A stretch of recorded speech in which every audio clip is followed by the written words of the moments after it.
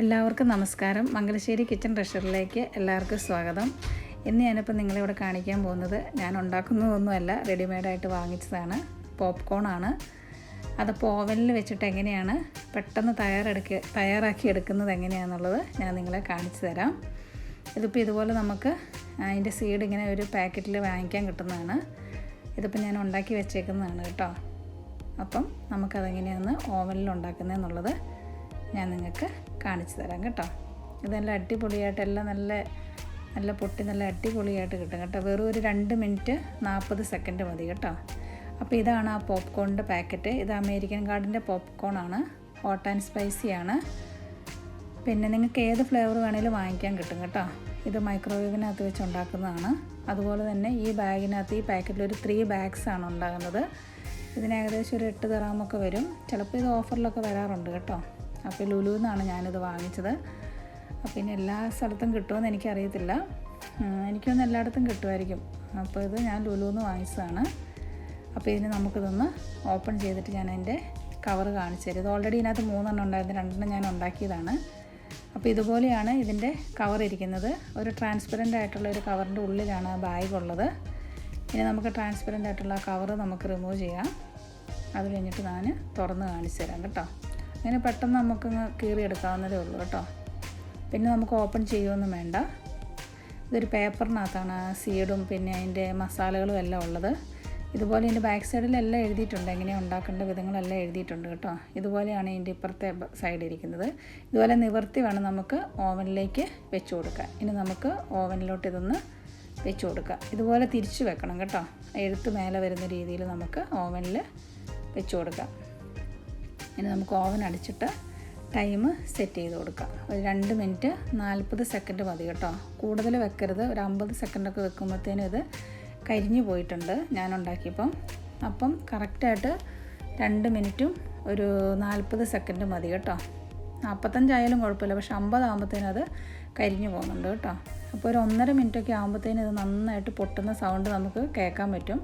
പക്ഷെ നമുക്കതിനകത്ത് ഈ ഓവനിൽ കാണാൻ പറ്റുന്നില്ല. അപ്പോൾ ഏകദേശം ഇപ്പോൾ ഒരു മിനിറ്റ്, ഇനി 1 മിനിറ്റും കൂടിയേ ഉള്ളൂ കേട്ടോ. അപ്പോൾ ഏകദേശം എല്ലാം പടപടയെന്ന് ഭയങ്കര ഒച്ചയാണ് കേട്ടോ. അതിനകത്ത് പൊട്ടുന്ന ഒച്ച നമുക്ക് നന്നായിട്ട് കേൾക്കാം. ഇത് നല്ല ടേസ്റ്റാണ് കേട്ടോ കഴിക്കാൻ. എപ്പോഴും ഒന്നും പിള്ളേർക്കൊന്നും ഉണ്ടാക്കി കൊടുക്കണ്ട. വല്ലപ്പോഴും ഒക്കെ ഒന്ന് അവരെ ഒന്ന് കളിപ്പിക്കാനായിട്ട് നമുക്ക് പെട്ടെന്നൊക്കെ അവർക്ക് വിശക്കുന്നതെന്നൊക്കെ പറയുമ്പോൾ നമുക്ക് ഉണ്ടാക്കി കൊടുക്കാൻ പറ്റും കേട്ടോ. പിന്നെ മറ്റേ പോപ്കോൺ ഞാൻ ഉണ്ടാക്കാറുണ്ട്. അത് മറ്റേ കുക്കറിനകത്ത് വെച്ച് ഉണ്ടാക്കാറുണ്ട്. അപ്പോൾ ഇത് സ്റ്റോപ്പായിട്ടുണ്ട്. നമുക്കിനി അതൊന്ന് തുറന്ന് നോക്കാം കേട്ടോ. ഇത് കണ്ടോ, നല്ല അടിപൊളിയായിട്ട് വന്നിട്ടുണ്ട്. എല്ലാം നല്ല പൊട്ടി കണ്ടോ. കവർ നല്ല വീർത്ത് വന്നേക്കുന്നതുണ്ടോ.